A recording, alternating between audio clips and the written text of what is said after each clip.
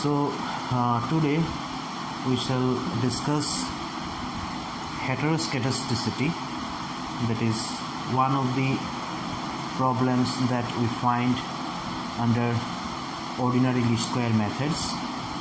Now, under the assumptions of classical linear regression models, we assume that the variance of the disturbance terms that remain constant, that's not the function of our explanatory variable xi, but when we violate that assumptions that the constant variance of the error terms, then the problems of heteroskedasticity arises.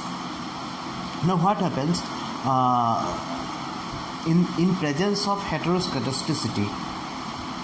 If we use OLS technique, then though our OLS estimator, the unbiasedness property do not get hampered, but we find that under heteroscedasticity problems, the OLS estimators becomes inefficient.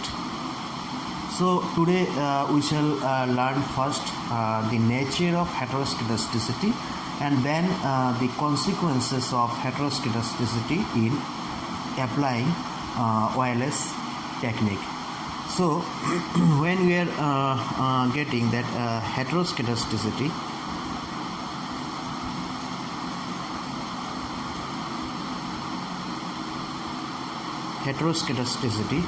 what does it mean? That means we are violating the assumptions of classical linear regression model of homoscedasticity. So violation of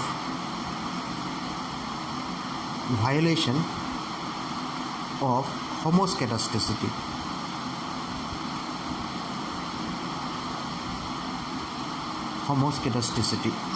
Now what is homoscedasticity?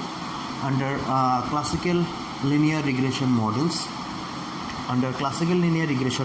when we take the variance of error term, that is VUI, then we find it is given by expectation of UI squared, and that is a constant, and that constant is given as sigma u square, where sigma u square is a constant. So here we take that the variance of error, that sigma u square is not the function of your xi, whether you are having your large xi or the small xi, your variance of u that remains same, that remain constant irrespective of the values of your explanatory variable xi. So but if we violate that assumption that when x increases or decreases, then our variance of error that does not remain same, that become variables that varies with the variation of your explanatory variable xi, then we are uttering the term heteroskedasticity. So heteroskedasticity that means that your sigma expect variance of ui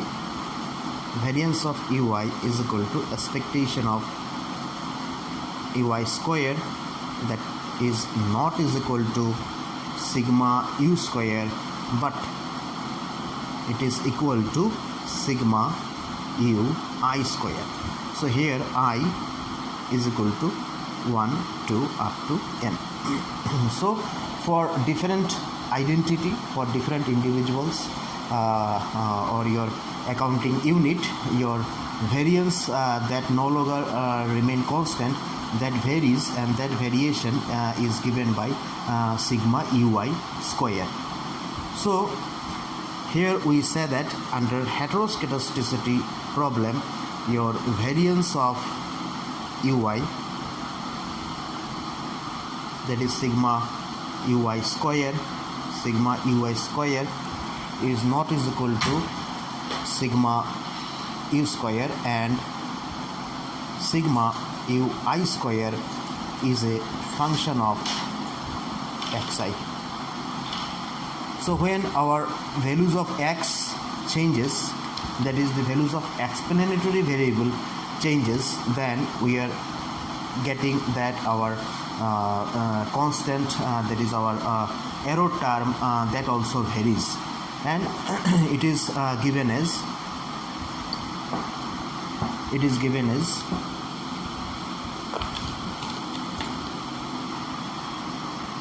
variance of ui is equal to expectation of ui minus expectation of ui whole square, and the subscript, it will denote that the variance do not remain constant. So from assumption that value, that is the mean of error, that becomes 0, so we are having only expectation of ui square, and that is now not is equal to sigma u square, but it is equal to sigma ui square. So when you are writing that variance of error is equal to sigma ui square, then that means the variance of error that do not remain constant, but it varies depending on the values of xi. That is, our sigma ui square now is the function of our explanatory variable, that is xi. Now such dependency is now we can explain in the form of the diagram. So heteroskedasticity, that can also be plotted through diagram when we are taking both the axes. So in one form it may become that when we are taking that, here we are having our x values, and here we are taking our error. So first we are taking, that is our two axes, x-axis, y-axis, and now if it is our estimated line, and if the errors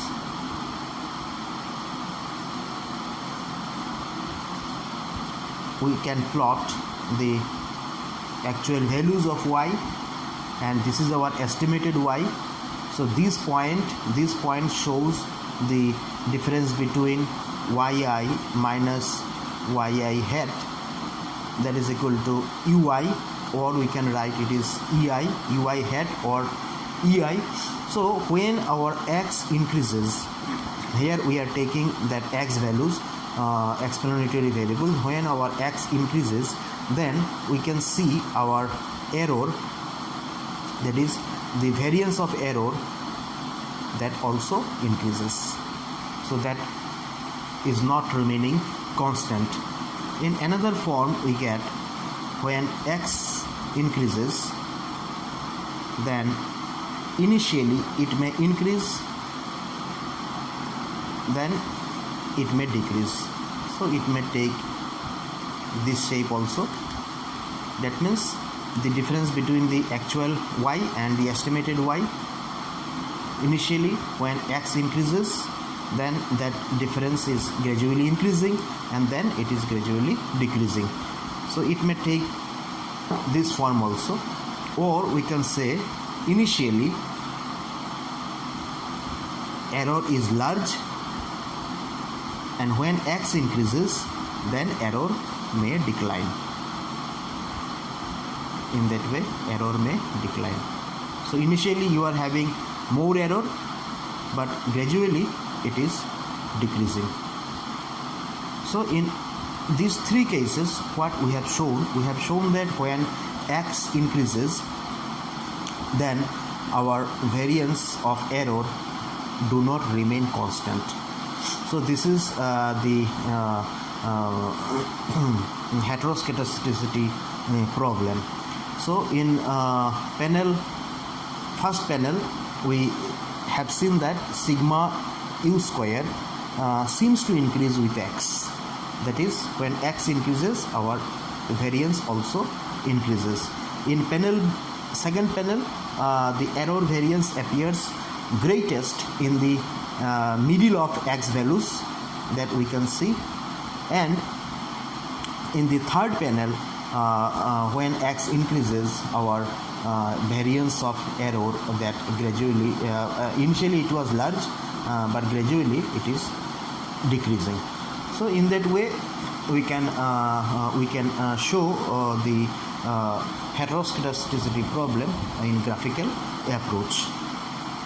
So heteroskedasticity that may takes the form that we can show here, that in how do we show that the sigma ui square that may take its specific form or functional form. So in one form we can write sigma ui square, that is the variance of error sigma ui square. It may be written as k square into xi square.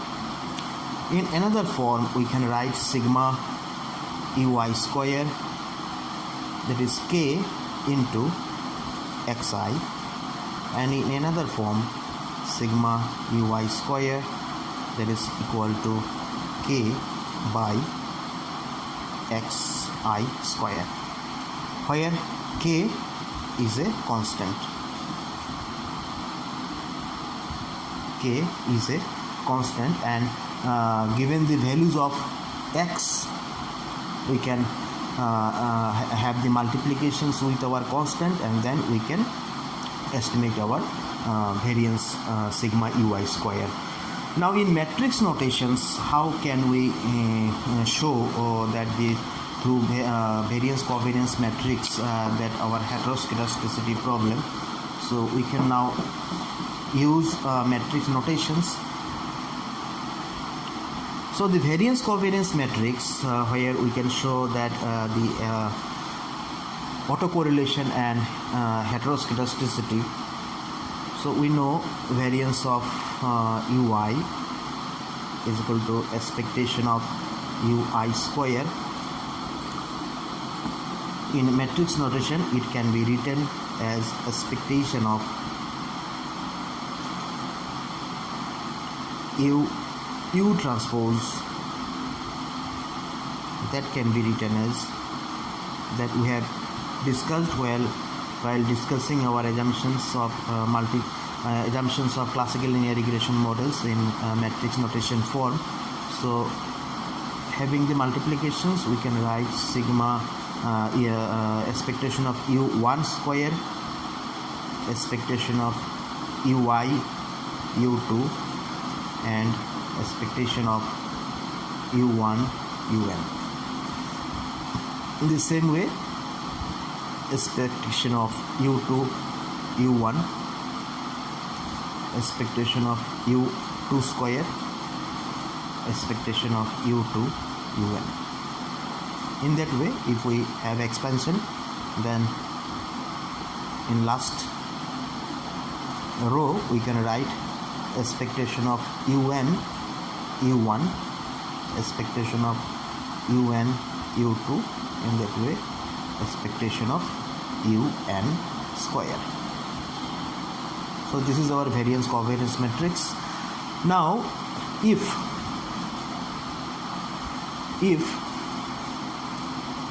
expectation of ui square is not equal to sigma u square, there is a constant value, then we can write expectation of u prime or u transpose is equal to, we are taking here that no autocorrelation appears. So having the principal diagonal element, we are having that it is given by sigma lambda 1 0 0. There is all other correlation element, correlation between u1 and u2, correlation between u1 and un, that becomes 0, that is no autocorrelation is there. Our interest is to show the heteroskedasticity, that is variance. So we are taking only principal diagonal element.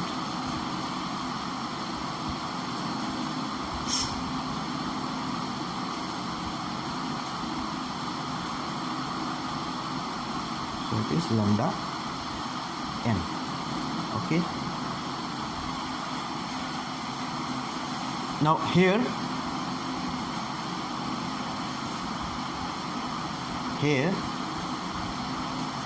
lambda I is equal to expectation of ui square. So if we do find that in principal diagonal element where all the values of lambda are remaining same, that is lambda 1, lambda 1, lambda 1, lambda 1, or all the principal diagonal elements are having only lambda values, there is constant, then no heteroskedasticity is there. There is homoskedasticity, or you can write sigma u square, sigma u square, sigma u square. But in case of heteroskedasticity, we are showing that the expectation of ui square is not is equal to sigma u square. So we can write that expectation of ui square, that is variance of error term, is equal to lambda I, where I shows it may take 1, 2, 3, 4.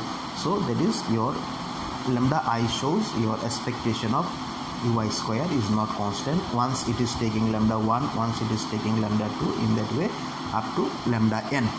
So variance covariance matrix that shows that the diagonal matrix with unequal element, that is lambda 1, lambda 2, they are not having the equal. We cannot say that lambda 1 is equal to lambda 2, but or that is equal to lambda n, but we can say lambda 1 is not is equal to lambda 2, lambda 2 is not is equal to lambda 3, and that in that way that is not is equal to lambda n. So they are all independent values, they are not equal.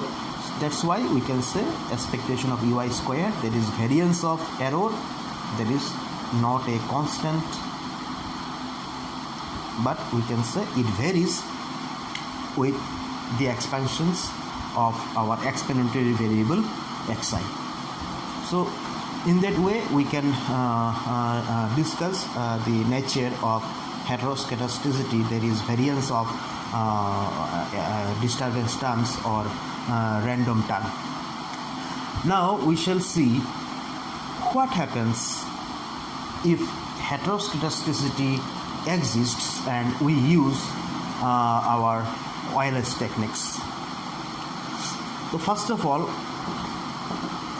okay, so we are having that the effects of heteroskedasticity or consequences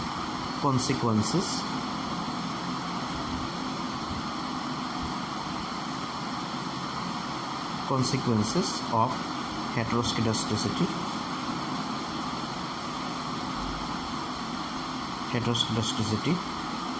That is, if heteroskedasticity presents and we use OLS technique, then number one is that our OLS estimates will have no biasness problem. That is, OLS estimator will remain unbiased, there is no problem. But the problem appears with the variance. So now OLS estimator no longer remain efficient,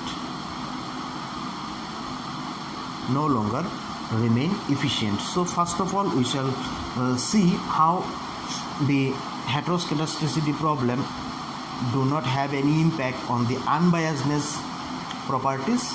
Then we shall discuss, in the presence of heteroskedasticity, OLS estimators become inefficient. So the first problem, we are using our as usual simple linear regression model, that is yi is equal to alpha plus beta xi plus ui, that is our equation 1. Now from that equation 1, if we take the transformed model in deviation form, we can write yi is equal to beta xi plus ui.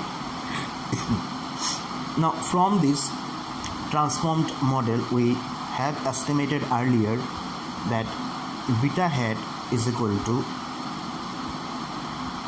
summation xi yi, small xi yi by summation xi square, or you can write summation xi,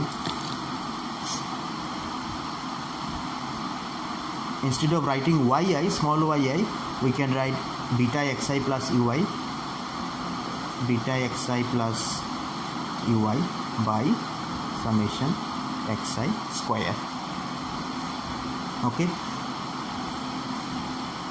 now having the multiplications, we get beta into summation xi square by summation xi square plus summation xi ui by summation xi square. And now taking expectations in both the sides, expectation of beta hat is equal to, now here summation xi square get cancelled, so we are having only beta, so expectation of beta is equal to beta plus expectation of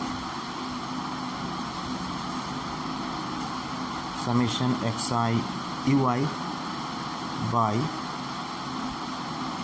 summation xi square, or we can write beta plus summation xi expectation of ui by summation xi square. Now from classical linear regression models we know expectation of ui is equal to 0, so this part will be 0, so we can write therefore expectation of beta hat is equal to beta only. So expectation of beta is equal to beta, that means it is unbiased. Estimator is unbiased. So unbiased property that remains same. Now we see what happens if heteroscedasticity remain present, and then what happens to our variance. So number 2 problem, that is variance.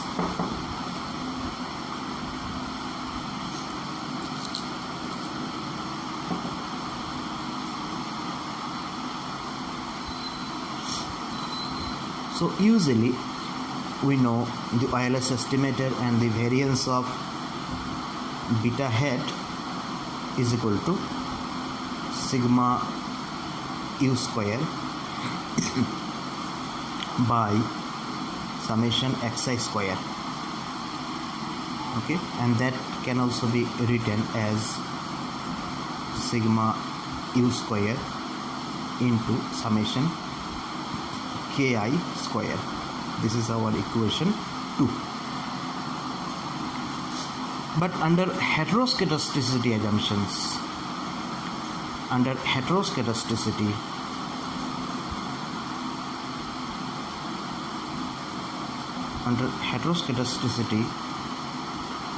we are getting that variance of beta hat is equal to summation ki square into expectation of ey square. That can be written as summation ki square into sigma ui square. That is not is equal to sigma u square into summation ki square. So under homoscedasticity we can write the variance of beta hat is equal to sigma u square by summation xi square by summation xi square, that is also equal to sigma u square by sigma u square into summation ki square.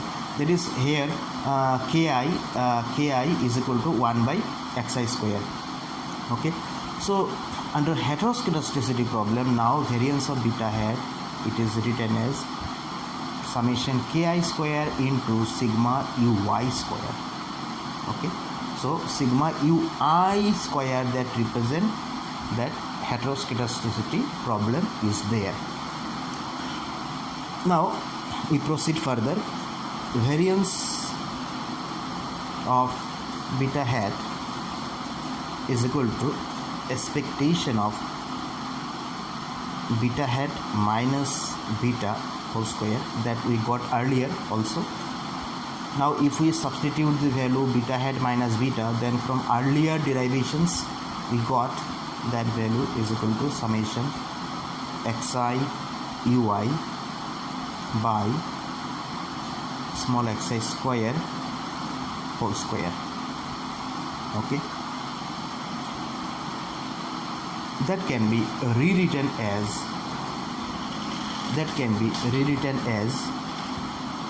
1 by summation xi square whole square into expectation of x1 square u1 square plus x2 square u2 square 2 into x1 x2 u1 u2 plus 2 into x1 x3 u1 u3. In that way it will be having its expansion. So here what we have done, that we have take common that 1 by summation xi square whole square, then we are left with summation xi ui square. So if we enlarge our formula summation xi ui square, then we can write in that way, that we have explained in earlier class also. Now taking expectations, we can write 1 by summation xi square whole square into x1 square expectation of u1 square plus x2 square into expectation of u2 square plus 2 into x1 x2 expectation of u1 u2. In that way we can take the expectations. Now we are left with 1 by summation xi square whole square into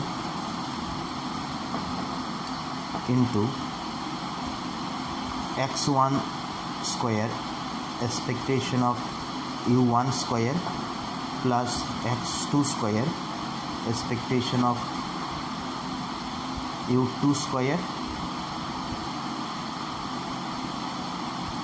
Here this part will get vanished because from assumptions we know expectation of ui uj is equal to 0 where I not is equal to j.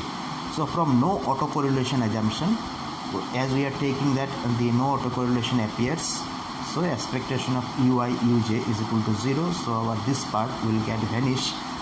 We will be having only this portion. Okay, now let us suppose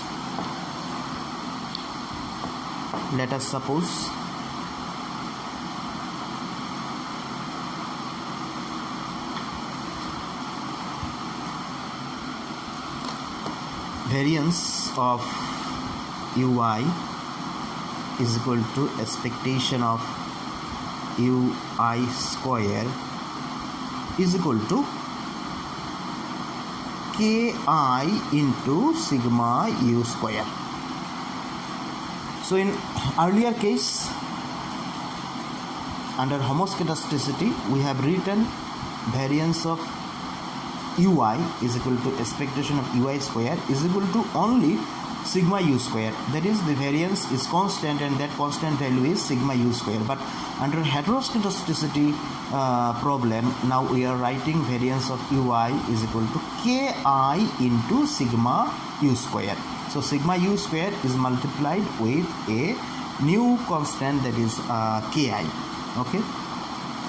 Now, if we substitute this value ki into sigma u square, then variance of beta hat is equal to 1 by, so we will substitute here 1 by summation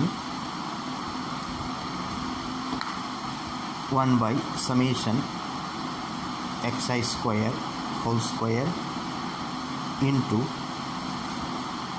x1 square. Now expectation of u1 square, we can write it as k1 into sigma u square plus x2 square. Now expectation of u2 square, we can write k2 into sigma u square in that way.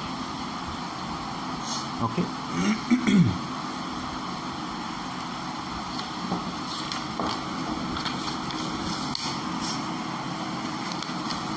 Now we can write,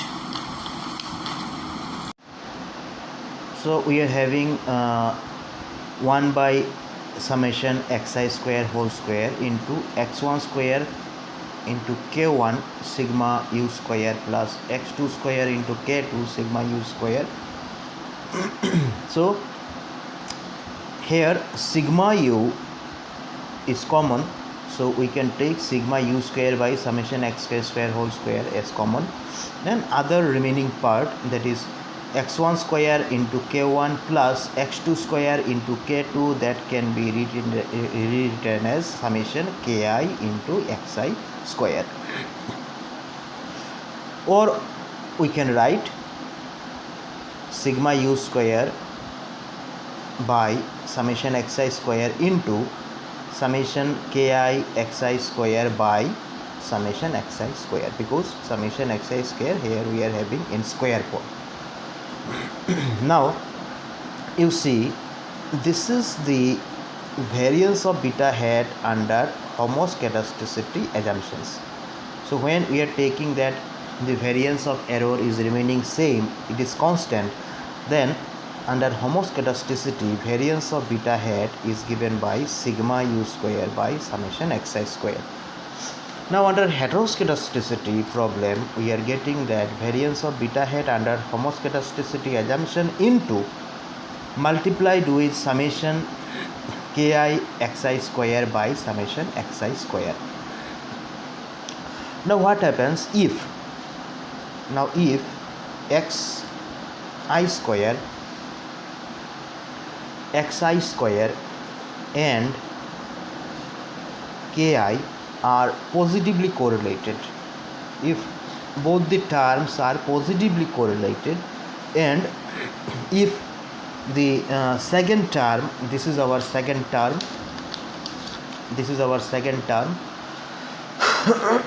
is greater than 1.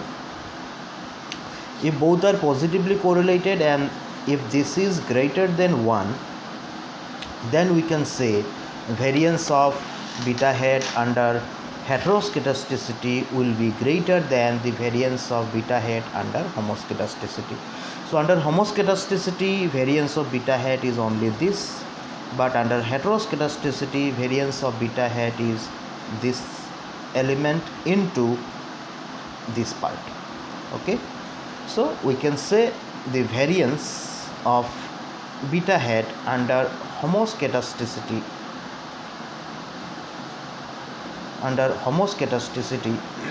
is less than variance of beta hat under heteroskedasticity.